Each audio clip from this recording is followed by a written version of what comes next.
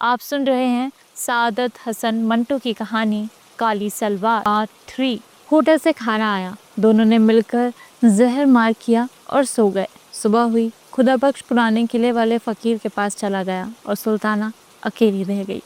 कुछ देर लेटी रही, फिर कुछ देर सोई रही, इधर उधर कमरे में टहलती रही। दोपहर का खाना खाने के बाद उसने अपना सफ़ेद नैनू का दुपट्टा और सफ़ेद बोस्की की कमीज़ निकाली और नीचे लॉन्ड्री वाले को रंगने के लिए दे आई। कपड़े धोने के अलावा वहाँ रंगने का काम भी होता था। ये काम करने के बाद उसने वापस आकर फिल्मों की किताबें पढ़ीं, जिनमें उसकी देखी हुई फिल्मों की कहानी और गीत छपे हुए थे। ये किताबें पढ़ते पढ़ते वो सो गई। जब उठी तो 4 बज चुके थे, क्योंकि धूप आंगन में से मोरी के पास पहुंच चुकी थी। नहा धोकर फारिग हुई तो गर्म चादर ओढ़कर बालकनी में आ खड़ी हुई। करीबन 1 घंटा सुल्ताना बालकनी में खड़ी रही। अब शाम हो गई, बत्तियां रोशन हो रही थीं। नीचे सड़क में रौनक के आसार नजर आने लगे। सर्दी में थोड़ी सी शिद्दत हो गई थी, मगर सुल्ताना को ये नागवार मालूम ना हुई। वो सड़क पर आते आते टांगों और मोटरों की तरफ एक अरसा से देख रही थी। दफतन उसे शंकर नजर आया। मकान के नीचे पहुंचकर उसने गर्दन ऊंची की और सुल्ताना की तरफ देखकर मुस्कुरा दिया। सुल्ताना ने गैर इरादी तौर पर हाथ का इशारा किया और उसे ऊपर बुला लिया। जब शंकर ऊपर आया तो सुल्ताना बहुत परेशान हुई कि उससे क्या कहे। दरअसल उसने ऐसे ही बिना सोचे समझे उसे इशारा किया था। शंकर बेहद मुतमईन था, जैसे उसका अपना घर है। चुनाचे बड़ी बेतकल्लुफ़ी से पहले रोज़ की तरह वो गांव तहिया सिर के नीचे रख कर लेट गया। जब सुल्ताना ने देर तक उससे कोई बात ना की तो उससे कहा, तुम मुझे 100 दफ़ा बुला सकती हो और 100 दफ़ा ही कह सकती हो कि चले जाओ। मैं ऐसी बातों पर कभी नाराज़ नहीं हुआ करता। सुल्ताना शशोपंज में गिरफ्तार हो गई। कहने लगी, नहीं बैठो, तुम्हें जाने को कौन कहता है। शंकर उस पर मुस्कुरा दिया। तो मेरी शर्तें तुम्हें मंजूर हैं? कैसी शर्तें? सुल्ताना ने हंसकर कहा, क्या निकाह करके रहे हो मुझसे? निकाह और शादी कैसी? ना तुम उम्र भर में किसी से निकाह करोगी ना मैं। ये रस्में हम लोगों के लिए नहीं। छोड़ो इन फजूलियात को, कोई काम की बात करो। बोलो, क्या बात करूं? तुम औरत हो, कोई ऐसी बात शुरू करो जिससे 2 घड़ी दिल बहल जाए।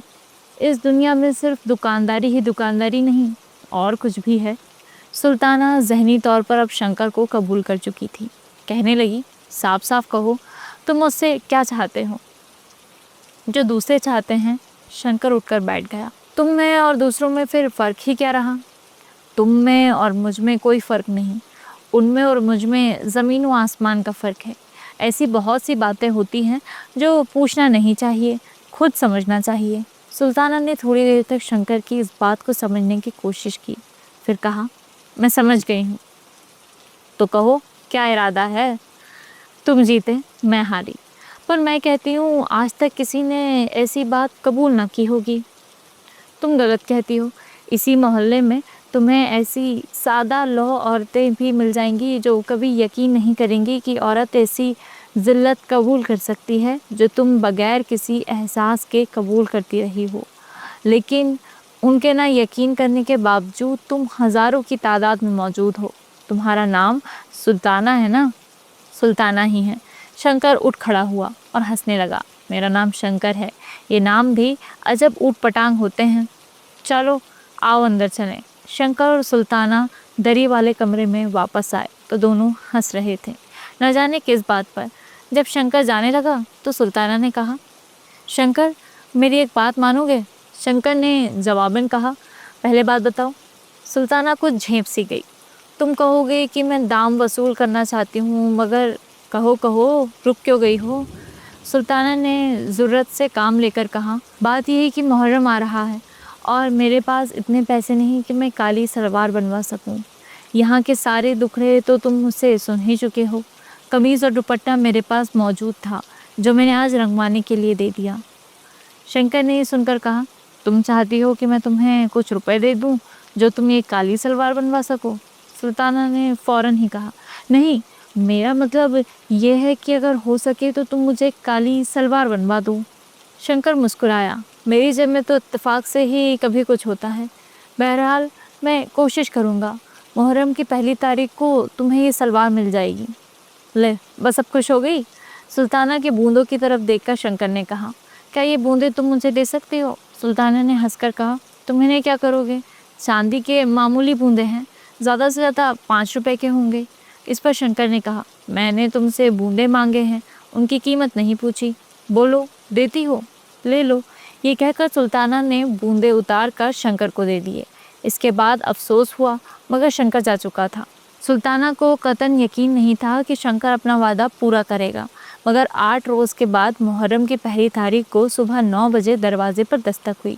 सुल्ताना ने दरवाज़ा खोला तो शंकर खड़ा था। अखबार में लिपटी हुई चीज़ उसने सुल्ताना को दी और कहा, साटन की काली सलवार है, देख लेना, शायद लंबी हो, अब मैं चलता हूँ। शंकर सलवार देकर चला गया और कोई बात उसने सुल्ताना से न की। उसकी पतलून में शिकने पड़ी हुई थी, बाल बिखरे हुए थे। ऐसा मालूम होता था कि अभी अभी सोकर उठा है और सीधा इधर ही चला आया है। सुल्ताना ने कागज़ खोला। साटन की काली सलवार थी, ऐसी ही जैसी कि वो अनवरी के पास देख कर आई थी। सुल्ताना बहुत खुश हुई। बूंदों और इस सौदे का जो अफसोस उसे हुआ था, इस सलवार ने और शंकर की वादा इफ़ाई ने दूर कर दिया। दोपहर को वो नीचे लॉन्ड्री वाले से अपनी रंगी हुई कमीज़ और दुपट्टा लेकर आई। तीनों काले कपड़े उसने जब पहन लिए तो दरवाजे पर दस्तक हुई। सुल्ताना ने दरवाज़ा खोला तो अनवरी अंदर दाखिल हुई। उसने सुल्ताना के तीनों कपड़ों की तरफ देखा और कहा, कमीज़ और दुपट्टा तो रंगा हुआ मालूम होता है, पर यह सलवार नहीं है, कब बनवाई? सुल्ताना ने जवाब दिया, आज ही दर्जी लाया है। ये कहते हुए उसकी नज़रें अनवरी के कानों पर पड़ी। ये बूंदे तुमने कहाँ से लिए? अनवरी ने जवाब दिया, आज ही मंगवाए हैं। इसके बाद दोनों को थोड़ी देर तक खामोश रहना पड़ा।